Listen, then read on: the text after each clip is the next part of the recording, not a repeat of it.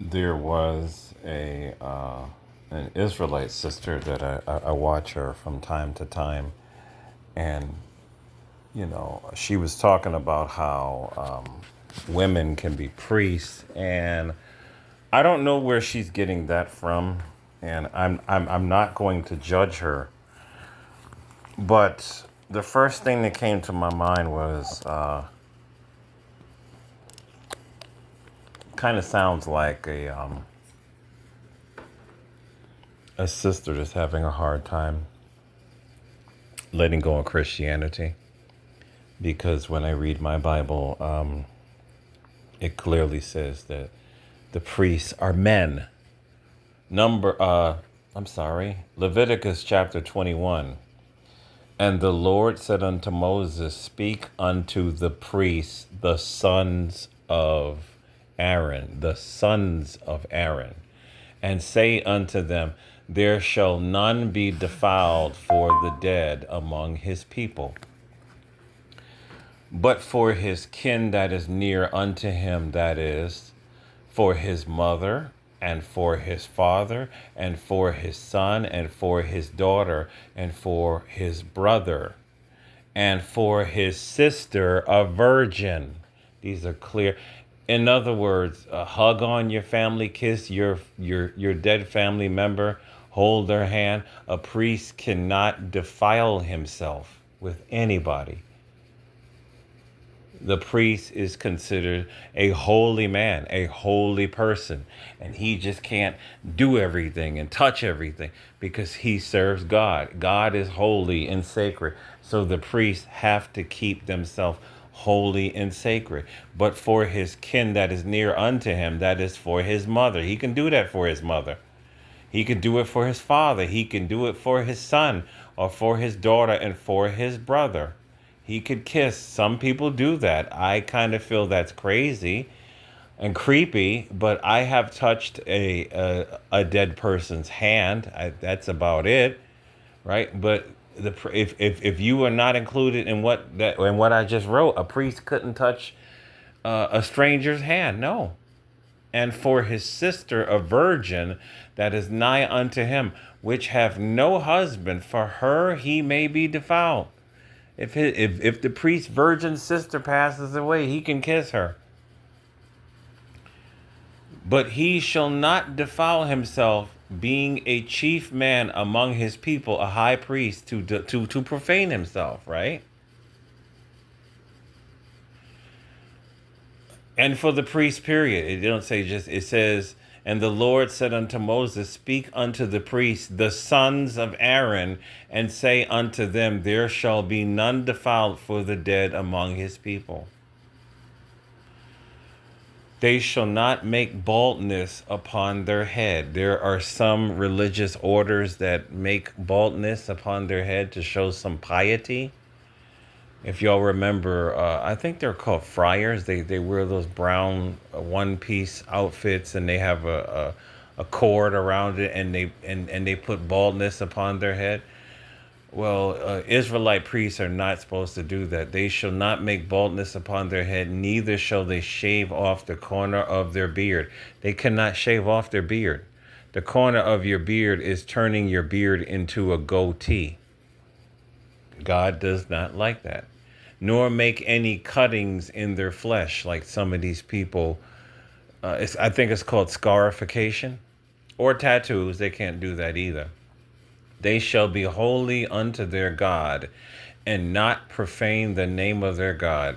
For the offerings of the Lord made by fire, and the bread of their God they do offer, therefore they shall be holy. They shall not take a wife that is a whore. You see how this is the Creator setting really, really, really nice standards for his servants, right? A priest cannot see, in some of these other religions, these priests cannot take a wife at all. But according to the Bible, a priest is supposed to take a wife that's a virgin or profane. Neither shall they take a woman put away from her husband. He cannot take a divorced woman. He can't take a woman that sells the vagina or used to sell the vagina or profane, big mouth, loud mouth. Neither shall they take a woman put away from a divorced woman. He can't do that. For he is holy unto his God. A priest can have a wife and children. This is how they were supposed to keep the priesthood. Thou shalt sanctify him therefore, for he offereth the bread of his God, of thy God. He shall be holy unto thee, for I the Lord, which sanctify you, am holy. And the daughter of any priest, if she profane herself by playing the whore, she profaneth her father, she shall be burnt with fire. This is how serious he takes his priesthood. And he means that that should happen.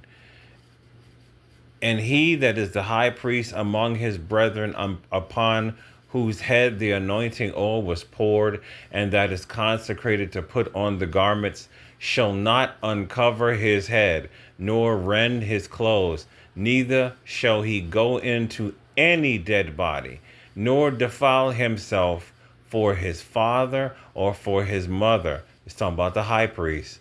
Neither shall he go out of the sanctuary, nor profane the sanctuary of his God. For the crown of the anointing oil of his God is upon him. I am the Lord. And he shall take a wife in her virginity. Virginity. You see how far we are away from these beautiful customs? We are supposed to only deal with virgins.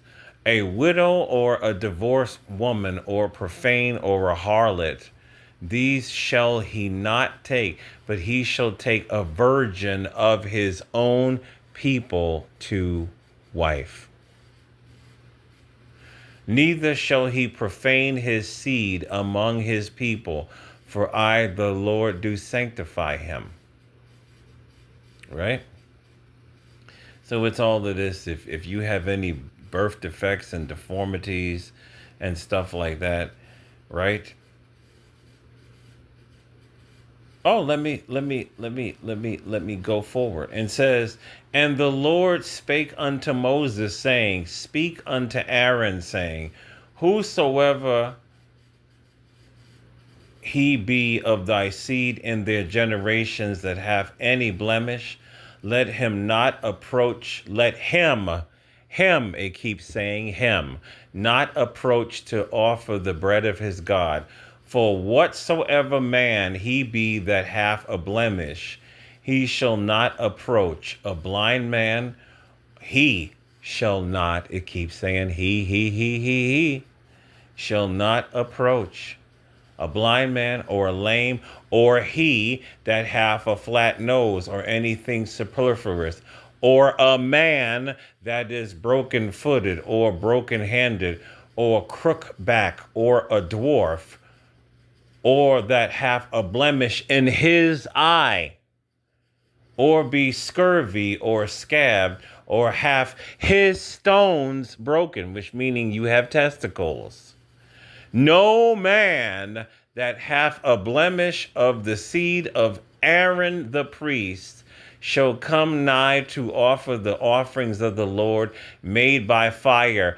He hath a blemish. He shall not come nigh to offer the bread of his God.